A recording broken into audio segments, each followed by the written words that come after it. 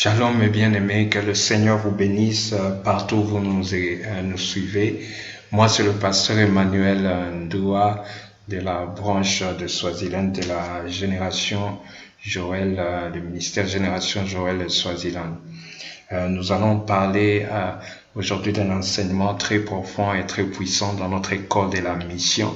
Merci pour tous ceux qui se sont abonnés sur notre chaîne pour être connectés et suivre l'école de la mission. Dans l'école de la mission, aujourd'hui, nous allons vous parler de que faire pour être utilisé par Dieu. Que faire pour être utilisé par Dieu? C'est un sujet très très important aujourd'hui que nous allons parler. Nous allons parler des fondements de 2 points très essentiels. Les fondements d'un serviteur. Le fondement d'un serviteur, c'est quoi le fondement d'un serviteur? Nous allons aussi voir les erreurs à ne pas commettre. Les erreurs à ne pas commettre en tant que serviteur de Dieu. Il y a des choses, il y a des erreurs que tu ne dois pas commettre. Alors, sans plus tarder, j'aimerais que tu cherches ta Bible là où tu l'as laissée. Nous allons lire le chapitre de Jean 21, le verset 15 jusqu'au verset 25. Et je vais pas tout lire, je crois que c'est une histoire que nous tous nous connaissons très bien, qui nous parle de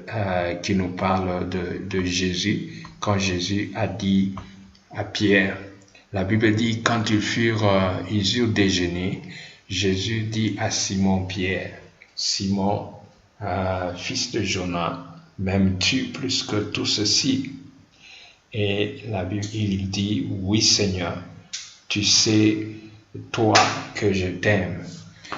Il lui dit, fais paître mes agneaux. Et le verset 16 dit, il lui dit encore une deuxième fois, Simon, fils de Jonas, m'aimes-tu? Plus que m'aimes-tu? Il lui dit, oui Seigneur, tu sais toi que je t'aime. Il lui dit, sois berger de mes brebis. Il lui dit pour la 3e fois, Simon, fils de Jonas, m'aimes-tu? Et Pierre fut attristé de ce qu'il disait pour la 3e fois, m'aimes-tu? Alors comme Pierre fut attristé, il répondit à Jésus, que Seigneur, toi tu connais tous les cœurs, tu sais que je t'aime. Ça c'est une histoire qu'on lit toujours chaque jour avec Jésus qui parle avec Pierre et puis il demande à Pierre si Pierre l'aimait. Et de là, nous allons prendre cette histoire parce que vous la connaissez, mais nous allons vite tirer des points très essentiels dans les fondements d'un serviteur. Là, Jésus voulait mettre les fondements dans Pierre avant que Pierre ne soit envoyé pour faire l'œuvre de Dieu. Il y avait des choses importantes que Jésus devait remettre dans la vie de Pierre. La première des choses pour que vous compreniez très bien, quand vous êtes dans le même chapitre de Jean 21, le premier verset et le 2e verset, vous constatez que Simon-Pierre, il dit aux autres disciples que, en tout cas, comme c'est la nuit, moi je décide d'aller pêcher. Je rentre à la pêche. Vous savez que Dieu l'avait tiré du travaux de la pêche quand Jésus l'avait appelé et lui avait dit, je ferai de toi des pêcheurs d'hommes. Mais nous constatons seulement que Jésus-Christ a pris cet homme, il a fait de lui, il a commencé le ministère avec ces hommes qui étaient des pêcheurs la plupart. Et Pierre était un pêcheur, un expert, je crois, dans la pêche. Et il a pris pour lui dire, ok, partons, je ferai de toi des pêcheurs d'hommes. C'est comme ça que Pierre a marché avec Jésus dans tout le ministère de Jésus et arrivé jusqu'à Jérusalem où Jésus est mort. Et Pierre a été le seul des disciples qui a quand même osé de suivre Jésus jusque là où on l'avait arrêté pour aller le juger. Vous connaissez l'histoire et ça montrait l'attachement que Pierre avait pour Jésus, mais malheureusement il avait renié comme Jésus l'avait prophétisé. Mais ici, nous voyons, c'est quand Jésus est réapparu, Jésus est sorti du tombeau et Jésus est vivant maintenant. Et la Bible dit que c'était la troisième fois qu'il réapparaissait. Ça veut dire que Jésus apparaissait aux disciples et il disparaissait, il apparaissait. Mais ça, c'était la troisième fois. Et dans cette troisième fois, avant qu'il n'apparaisse pour la troisième fois, Pierre, je sais qu'ils étaient dans le désespoir parce qu'ils étaient loin, tout était perdu. Ils n'avaient plus, le maître n'était plus avec eux. Leur espoir était bas, ils n'avaient plus d'argent, ils se cachaient parce qu'ils ne voulaient pas être arrêtés, ils avaient la peur, ils étaient loin de chez eux. Parce que c'était la mission qui les avait amenés à Jérusalem. C'était Jésus qui les avait amenés à Jérusalem, et Jésus lui-même meurt. Alors eux, ce sont les Galiléens. Alors Pierre se retrouve dans une situation compliquée. Alors il se décide, il dit, écoute, je crois que je vais aller pêcher. Alors quand Pierre va pour aller pêcher, qu'est-ce qui se passe? Les autres disciples lui disent, nous venons avec toi. Nous connaissons l'histoire quand vous lisez. C'est ainsi qu'ils ont travaillé toute la nuit pour essayer de trouver quelque chose. Ils n'ont rien trouvé. Et vers le matin, pendant qu'ils n'avaient rien trouvé, ils commençaient à s'approcher vers le bord. Ils ont entendu la voix de quelqu'un qui était au bord là, c'était Jésus, qui leur a crié, est-ce que vous avez trouvé quelque chose? Ils disent non. Alors il leur a dit, essayez du côté droit. Alors ils ont jeté le filet du côté droit et à leur grande surprise, il y avait beaucoup de poissons. En ce temps-là, ils se sont rappelés que des miracles que Pierre, qui avait fait que Pierre puisse suivre Jésus, le miracle de la pêche miraculeuse. Directement, les disciples se sont dit, c'est le Seigneur. Et la Bible dit Pierre qui était nu, il s'est jeté dans l'eau, il a pris un truc, il s'est couvert, il s'est jeté dans l'eau. Nous connaissons l'histoire, je ne suis pas là très... Mais ce que je voulais ressortir ici, c'est le premier point dans les fondements d'un serviteur. Nous allons y aller point par point. Le premier point, c'est changer ses priorités. Jésus voulait que Pierre change ses priorités. Parce que pour Pierre, sa priorité, c'était d'abord lui. Il s'était dit, il était entre la priorité de Dieu et la priorité et sa propre priorité, entre ses propres besoins et les besoins du Seigneur. Il était à Jérusalem à cause du Seigneur et de l'œuvre du Seigneur, mais maintenant qu'il a des difficultés, il se décide d'aller d'abord à ses propres priorités, aller pêcher. Il est parti pêcher, n'a rien eu. Et Jésus leur a fait la pêche miraculeuse. Et puis, Jésus les a amenés au bord. Et la Bible dit, ils ont même trouvé qu'il y avait le feu là-bas. Et il y avait même des poissons qui étaient déjà sous le feu, en train de griller. Et Jésus les a invités de manger. Ils ont mangé.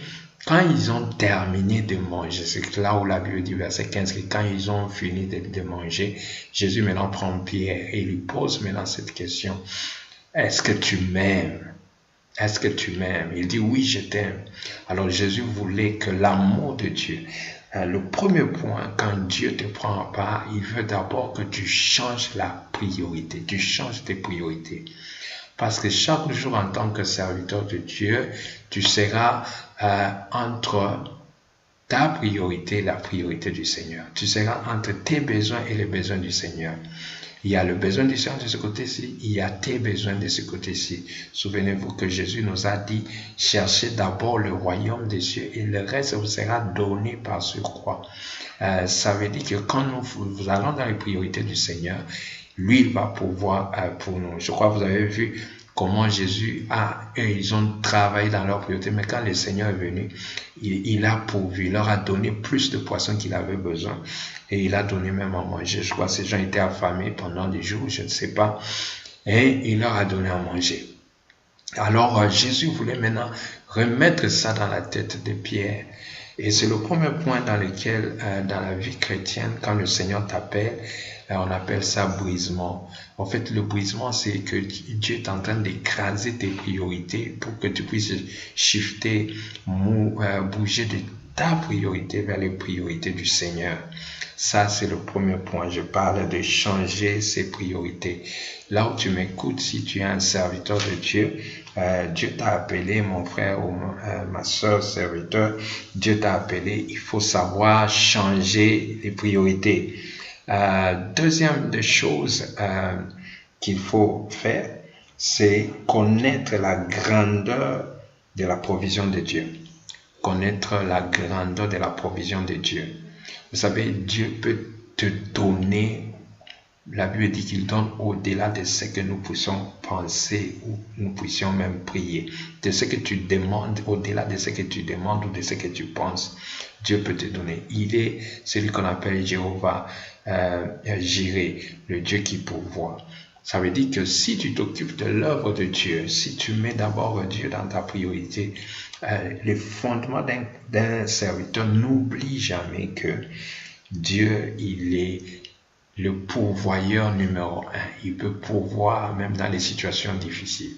Vous savez, ça c'est le miracle de Jésus. Donc quand vous allez dans le verset du dessus, comme Jésus leur a donné plus à manger. Eux, ils ont travaillé toute la nuit, ils n'ont rien trouvé, mais Jésus dit, jetez seulement le filet du côté droit, et pape, c'était plein. Du côté droit, même endroit où ils ont travaillé, c'était plein.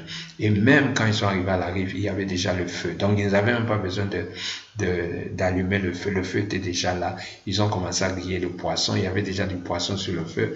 Ils ont mangé pour que Jésus leur montrait que je suis Jéhovah. Je peux pourvoir à tes besoins en une seule seconde, en un seul jour. Tant que tu sers Dieu, Dieu te bénira, il te montrera comment il pourvoit et sa provision viendra de n'importe comment, n'importe où. Dieu peut seulement toucher et créer sa provision. Alors ça, c'est le deuxième point. Le troisième point, parce que le fondement d'un serviteur, il y a 4 points essentiels de fondement d'un chrétien. Le premier point, c'est changer ses priorités. Le deuxième point, c'est connaître la provision de Dieu. Et le troisième point, c'est l'amour. L'amour. Mais l'amour, quel amour? L'amour de Dieu. Troisième point, c'est l'amour de Dieu. Et ça, c'est vraiment très important sur l'amour de Dieu. L'amour de Dieu, tu dois aimer Dieu.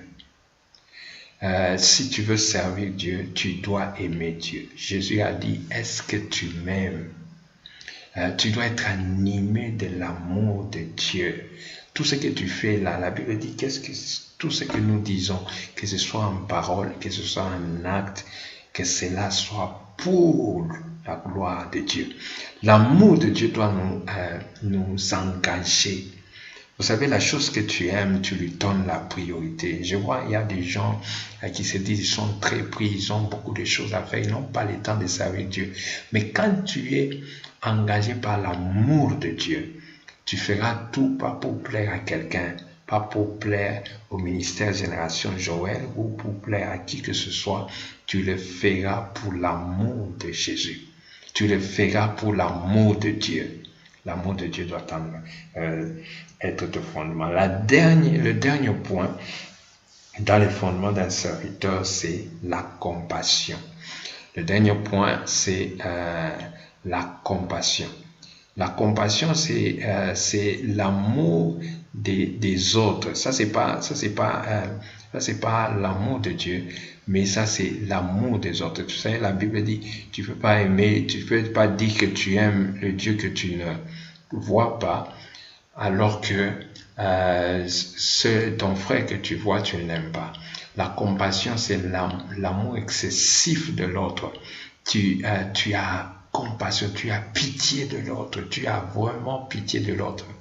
Jésus a dit à Pierre, si tu m'aimes, alors fais quoi? Paie mes brebis, et puis donne à manger à mes brebis. Occupe-toi de mes brebis. Ça veut dire que ça doit être les fondements de toi, serviteur. Est-ce que tu as la compassion des âmes? Est-ce que tu sens vraiment que tu les aimes, ces âmes-là? Tu veux prêcher, je sais pas, dans un endroit, je sais pas, tu veux toucher le Lubumbashi, tu veux que Dieu te fasse, que tu sois un serviteur puissant à Kinshasa ou dans un coin, je sais pas, dans la commune où tu es, ou même en dehors du pays. J'ai eu un problème quand j'allais prêcher l'évangile en Zambie. En ce temps-là, vous savez, les Congolais, les Zambiens ont des problèmes. Ils ne s'aiment pas entre les Congolais et les Zambiens, ils ne s'aiment pas. Nous, les Congolais, nous trouvons que les Zambiens sont ils sont bas, ils sont arriérés, ils sont ceci, ils sont cela. Les Zambiens aussi, ils trouvent que les Congolais sont des voleurs. Ce sont des gens, des escrocs et tout là.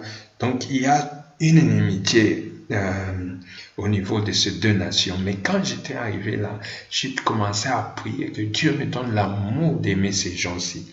Quand tu les aimes, tu commences maintenant à prier pour eux. Je commence à avoir pitié d'eux. J'ai voulu avoir cet amour, développer cet amour pour eux. Et c'est là où maintenant Dieu commence à faire des grandes choses. Alors, sans plus tarder, rentrons sur nos 4 points qu'on vient de voir. Le premier point, c'est changer ses priorités, le renoncement ou le brisement. Tu dois changer tes priorités chaque fois que tu dois marcher avec Dieu, que les priorités de Dieu soient numéro 1. Oublie tes besoins. Tu sais, il y a des moments où Dieu peut te tenter, il te met à l'épreuve pendant que tu n'as pas à manger, mais tu dois aller prêcher quelque part. Mais peut-être pendant que tu dois aller prêcher quelque part, il y a aussi un besoin de faire peut-être un business ou une affaire vient de tomber où tu dois faire l'argent. Alors tu te dis, si je vais prêcher là-bas, peut-être je n'aurai pas l'argent. Dieu te tentera toujours. Il va t'éprouver, je ne vais pas dire te tenter, il va t'éprouver parce que Dieu ne tente pas. Il va éprouver si réellement tu as tes priorités ou tu as les priorités de Dieu. C'est important. Il faut toujours avoir ça en tête, comme si Jésus te posait toujours la question, est-ce que tu m'aimes? Est-ce que tu m'aimes? Quand il te dit, est-ce que tu m'aimes? Ça veut dire, il dit, est-ce que tu as déjà changé tes priorités?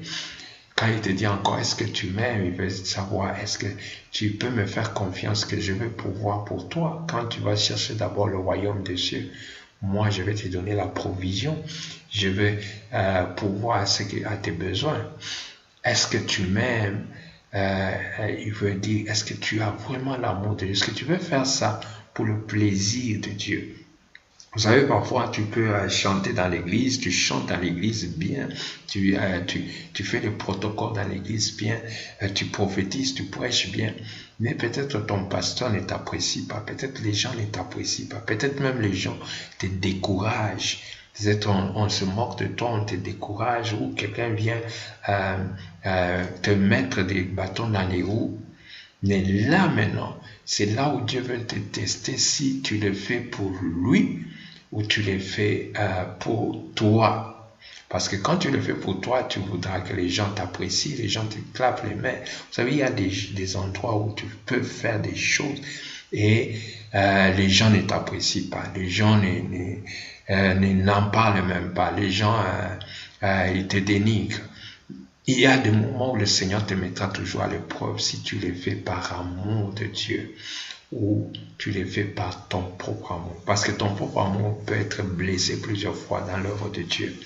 Quand les gens ne t'apprécient pas, quand les gens, tu as prié pour quelqu'un d'être béni et puis après la personne t'oublie, pas donner le témoignage même dans une autre église. Ton propre amour sera touché. Est-ce que tu aimes Dieu? Est-ce que tu as la compassion de ces âmes-là? Les âmes, est-ce que tu as la compassion de ces âmes-là? Est-ce que tu peux faire même un mois en train d'intercéder pour le salut de ces âmes, en train de prier pour des gens qui ne connaissent même pas que tu pries pour eux ou tu intercèdes pour eux? Ça, c'est vraiment, vraiment important. Et le deuxième point que je voulais parler pour que je puisse terminer cet enseignement, ce sont les erreurs à ne pas commettre en tant que serviteur de Dieu. Les erreurs à ne pas commettre en tant que serviteur de Dieu, je te donne 3 erreurs à ne pas commettre. Et je crois que ça va t'aider. La première erreur que tu ne dois pas commettre, c'est que la Bible dit que à Dieu lui soit toute la gloire. Ça veut dire que la première erreur à ne pas commettre, c'est ne pas toucher à la gloire de Dieu. Ça là, c'est vraiment important, la gloire de Dieu. N'aie jamais touché à la gloire de Dieu, car tout vient de lui, tout existe par lui, pour lui, et à Dieu soit toute la gloire pour toujours. Amen. Et vous vous souvenez que Moïse a été empêché. Dieu a dit il n'entrera pas dans la terre promise parce que quand il n'a pas sanctifié le nom de Dieu, il n'a pas permis que le nom de Dieu soit glorifié. Il a touché quelque part à la gloire de Dieu. Vous savez, quand tu touches un peu à la gloire de Dieu, tu vas être disqualifié par le Seigneur. C'est ainsi que même Paul lui-même dit qu'il fait l'œuvre de Dieu avec tremblement. Il faut faire l'œuvre de Dieu avec tremblement. N'aie jamais commettre l'erreur de prendre la gloire de Dieu. Et ne fais jamais cette erreur-là. Chaque fois que tu serviras Dieu, commence toujours à oublier, à te rappeler, ne touche jamais à la gloire de Dieu. Jésus lui-même a dit que tout le temps que vous allez faire l'œuvre de Dieu, que vous puissiez le faire pour la gloire de Dieu. Il dit, vous porterez de fruits, c'est ainsi que mon Père sera glorifié. Donc ça veut dire que tout ce que l'on doit faire doit revenir à Dieu. N'oublie jamais ça, que cela soit à la gloire de Dieu, pas pour ta gloire. Il faut éviter que les gens te glorifient. Fuis là où les gens tu n'as que des gens qui t'entourent, qui ne font que te glorifier. Comment tu es puissant, comment tu sais prophétiser, comment tu es ceci. Tu risques de toucher à la gloire de Dieu. Alors, le deuxième point le deuxième erreur qu'il ne faut pas commettre, c'est ne jamais oublier que l'évangile doit être centré sur Jésus. Vous savez, l'évangile, on l'appelle la bonne nouvelle. Et quelle est cette bonne nouvelle? Jésus a dit, allez annoncer cette bonne nouvelle partout dans le monde. Quelle est cette bonne nouvelle? C'est dire au monde qu'il y a un sauveur. Dans tous les problèmes, les situations que le monde est en train de traverser, leur dire qu'il y a un sauveur. Leur dire qu'il y a un seul chemin. Leur dire qu'il y a un seul médiateur entre Dieu et les hommes. Leur dire qu'il y a une seule vérité. Leur dire que Jésus est en train de revenir pour prendre son église. Tout ce que tu peux prêcher, tout là, n'oublie pas que nous devons montrer l'agneau. Nous devons pointer l'agneau de Dieu qui ôte les péchés du monde, qui délivre, qui justifie, qui bénit et qui nous prépare aussi la place au ciel. Que n'oublie jamais que l'évangile doit être centré sur Jésus. Quand tu prêches, quand tu fais l'œuvre de Dieu, n'oublie pas cela. Ne fais jamais l'erreur d'oublier ça. Parce que si tu fais l'erreur d'oublier ça, tu seras celui que Jésus appelle, que tu seras un voleur ou tu seras un mercenaire. Parce que nous, en tant que serviteurs de Dieu, nous sommes les amis de l'époux. Nous sommes venus introduire l'épouse à son époux. Alors, il faut tout faire que l'épouse ne t'aime pas. Il faut tout faire que les gens ne s'attachent pas à toi, mais qu'ils s'attachent à Jésus. Que toi, tu disparaisses, que les gens s'attachent à Jésus. Et le troisième erreur qu'il ne faut pas faire, et pour que je termine cet enseignement, le troisième erreur qu'il ne faut pas faire, c'est ne jamais faire croire aux gens que les signes viennent de nous. Ne jamais faire croire aux gens que les signes viennent de nous. Vous savez que la Bible dit, voici les signes qui accompagneront son qui est entré. Quand Jésus disait, allez prêcher cette bonne nouvelle, voici les signes qui vont nous accompagner. Tous les 9 dons du Saint-Esprit sont parmi les signes, les miracles, les prodiges, les prophéties avec excellence. Tout cela vient de Dieu parmi les signes pour que nous annoncions l'évangile. Mais il ne faut pas faire croire aux gens que ces choses-là viennent de nous. Chaque fois que tu vas le faire, tu dois dire que tu dois amener les gens à comprendre que c'est le Seigneur qui le fait. J'ai un miracle de Pierre. Il a toujours trouvé quelqu'un qui était 8 ans, il était paralysé. Pierre l'a touché, je crois dans Actes chapitre 9, Pierre lui a dit, mon frère, Jésus-Christ guérit aujourd'hui. Donc, il voulait lui dire que c'est pas par moi, il dit Jésus-Christ t'a guéri aujourd'hui, lève-toi et marche. Toujours, il ne faut pas faire croire aux gens que les signes viennent de nous. Parce que si nous faisons croire aux gens que les signes viennent de nous, nous sommes en train de toucher à la gloire de Dieu et un jour on va le payer très cher. Alors, comme j'avais promis qu'on fera toujours des petites vidéos, des petits enseignements très courts, gloire au Seigneur, c'est ce que aujourd'hui je voulais t'amener à comprendre le fondement d'un serviteur. J'ai parlé des fondements d'un serviteur et des erreurs à ne pas commettre. Donc c'était ça qu'on a parlé aujourd'hui. Que faire pour être utilisé par Dieu? On a d'abord parlé sur le fondement d'un serviteur. Il y a 4 points dans le fondement d'un serviteur. Je ne vais pas y rentrer. Et aussi les erreurs à ne pas commettre dans la marche avec Dieu. Ok, que Dieu vous bénisse. Nous sommes arrivés à la fin de notre petit enseignement. J'aimerais que tu puisses cliquer sur le bouton d'abonnement pour que tu n'oublies pas toutes les fois qu'on postera une vidéo. Abonne-toi sur la chaîne YouTube, clique abonne et puis sois sûr que le bouton là de la petite cloche reste aussi allumé pour que ça puisse te notifier chaque fois qu'il y a une nouvelle vidéo qu'on va mettre. Merci pour tous ceux qui rejoignent la génération Joël et ceux-là qui veulent faire partie, d'être des serviteurs de la dernière heure. Tu es parmi ces gens qui veulent être serviteurs de la dernière heure. Pour tous ceux qui veulent soutenir ce grand programme qu'on va commencer à poster chaque jour des enseignements pour que Dieu fasse des grandes choses. Et pour tous ceux qui veulent nous soutenir pour que nous fassions ça avec des images, avec des choses qu'il faut. On a un compte pour crédit au Congo. Vous pouvez toujours déposer dans ce compte qui apparaît sur votre écran, le compte pour crédit, ou vous nous appelez à notre numéro de téléphone et vous nous dites ce que vous voulez soutenir. Le Seigneur vous fera toujours du bien. Que le Seigneur vous bénisse. C'était le prophète Emmanuel Doua. Que le Seigneur vous bénisse. Bye bye. À tantôt. Et n'oubliez pas d'envoyer vos questions pour cet enseignement. Vous pouvez me les envoyer par WhatsApp. Vous pouvez aussi les laisser sur la page YouTube. Je vous répondrai et je vais vous notifier. À tous ceux qui ont envoyé leur numéro WhatsApp, il n'y aura pas de groupe WhatsApp, mais vous serez toujours notifié pour tous les audios, les vidéos, les enseignements, parce je fais une liste avec tous ces gens-là qui se sont abonnés. Que le Seigneur te bénisse. Si toi aussi tu ne t'es pas encore fait abonner, prends mon numéro WhatsApp qui apparaît au début de cette vidéo et puis envoie-moi tes détails pour que nous te mettons sur la liste. Que le Seigneur vous bénisse. Amen.